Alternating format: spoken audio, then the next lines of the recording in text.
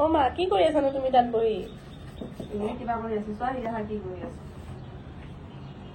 এই চাহপাত খিনিনো কি কৰিবলৈ আনিছা ইয়ালে? এইখিনি চাহপাত আমি যে চাহ বনাও, চাহ বনাই পেলাই আমি চাকিটো পেলাই দিওঁ ন, কিন্তু এনেকে যদি গোটাই থৈ পেলাই কিবা ধৰক চব্জি গছ হওক, লাগিলে সেয়া তিয়ঁহ গছেই হওক, যিকোনো ৰঙালাও গছ, পানীলাও গছৰ গুৰিত হওক, এনেকে দি দিলে ফুলৰ গছৰ গুৰিত দিলেও ভাল হয়। এইটো এটা সাৰ প্ৰস্তুত কৰে ইয়াতে, সেইকাৰণে এইখিনি এনেই নষ্ট কৰাতকে এনেকে দি দিয়া ভাল। মই আগতে পেলাই দিছিলো, কিন্তু মই ভিডিঅ' এটাত দেখি পেলাই এনেকে থৈ দিয়া কৰি দিছো এতিয়া।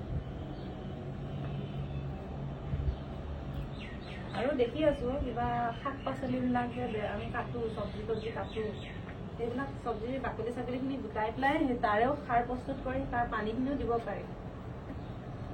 এইখিনি দিয়া হৈ গ'ল, এজোপাত দিছো আৰু বাকী ফুল গছৰ গুৰিত দিমগে ৰবা। চালে এই গছজোপা যে বেয়া হৈ গৈছিলে, পাতবিলাক শুকাই গৈছিলে ন, এতিয়া কাটি পেলাই মই সেইখিনি ৰাখিলো। এতিয়া ধুনীয়াকে গছজোপা হেৰি হৈ আছে, ডাঙৰ হৈ আছে আৰু পানী অকণ দি থাকো। এজোপা হৈ গ'ল আৰু পিছফালে বেলকনিখনত আছে নহয় ফুল, তাতো দিবগে।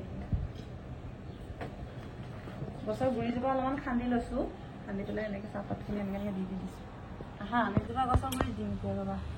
ইয়াৰ পৰা ডাল ওলাই আছে, পাতবিলাক মৰি গৈছিলে।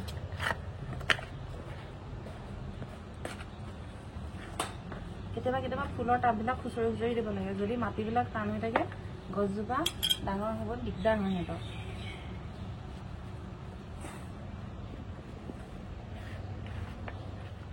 কিছুমান ফুল মোৰ মৰি গ'ল খৰাঙৰ কাৰণে, আৰু যিখিনি বাচি আছে সেইখিনিতো অলপমান যত্ন ল'ব লাগিব ন।